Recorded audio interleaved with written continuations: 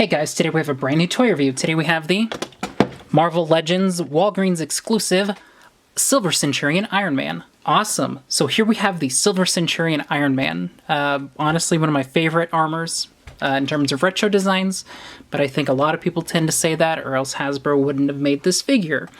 Like I said, this is a Walgreens exclusive. Packaging-wise, really nice, minimalist black. You've got the Iron Man logo, Marvel Legends. On both sides, you've got really nice modern artwork of the Silver Centurion, which is a little weird since it's a retro armor. On the back, you just have a nice little render of the figure. Nothing really fancy, and some legal information. Otherwise, I'm really excited. Let's dig in. All right, and here we have the Silver Centurion Iron Man. I like it. I like it. Good figure, Hasbro. 10 out of 10.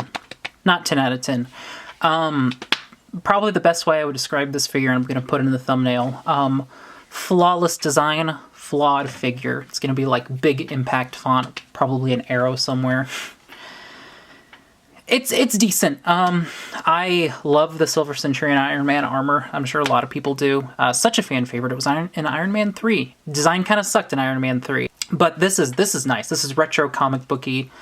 I don't really have any figures to compare it to in terms of retro Iron Man, but we'll do our best. So let's talk about the figure. Wow, it's a minute into the video and I'm already just kind of rambling.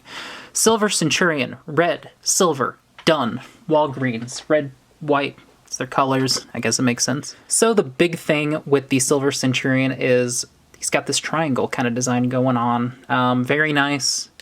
Silver paint all over the figure. Super, super clean. I don't really see any faults on him.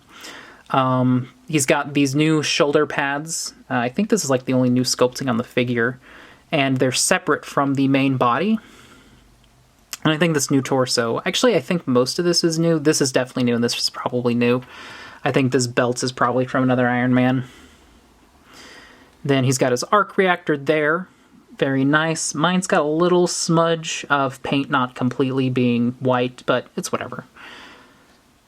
Just some extra detailing on the back. It's a nice little metallic pearlescent red, bare silver arms. He's got these nice little wrist covers, and then his gloves. I think these fists are probably pretty standard for Iron Man. It's probably the same one that was on the 80th Iron Man. Going down, he's got silver legs and these big old red boots.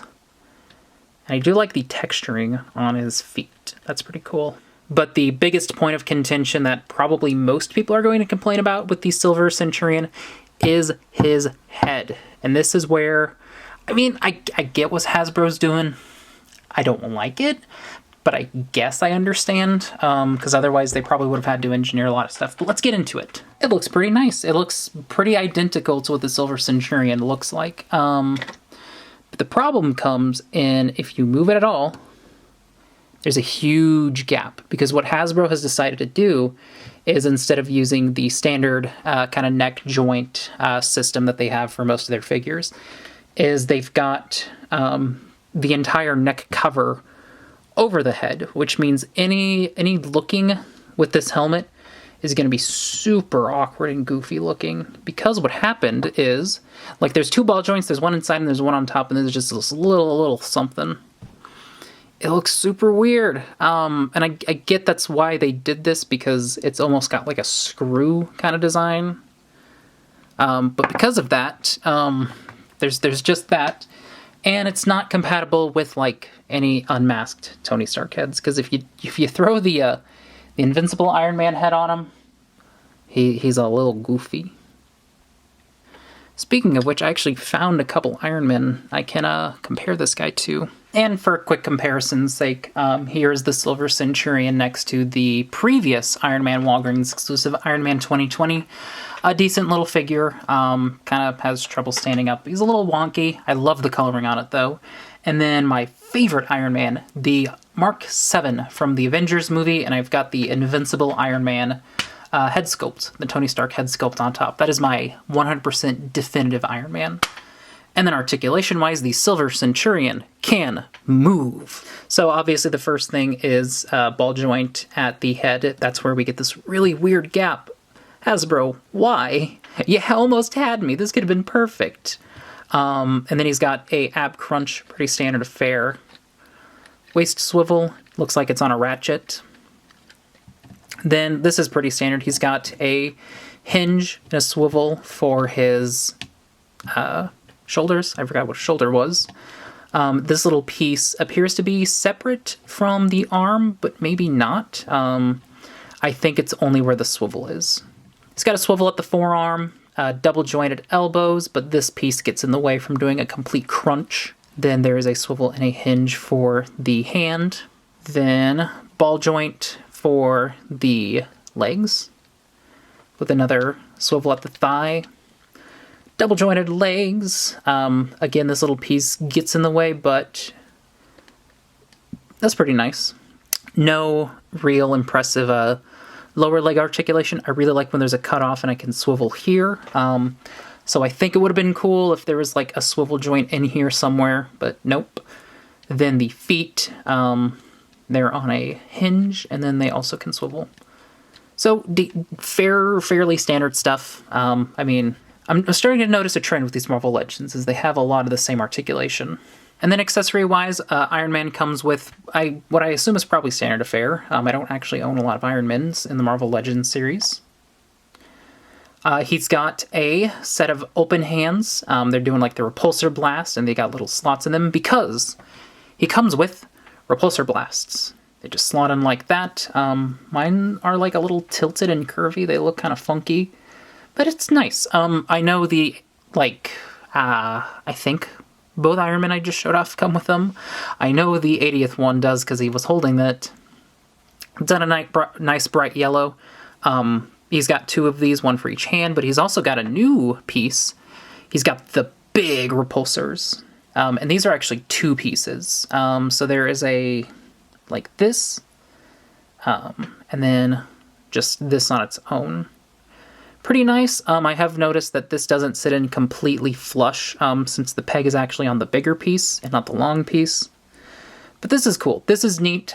Big blast effects. What I do wish, though, is that they worked on his feet, because he's got holes in his feet. They technically work, but the peg isn't long enough that it's going to sit completely well in there. I think it's better on his left foot than it is his right foot.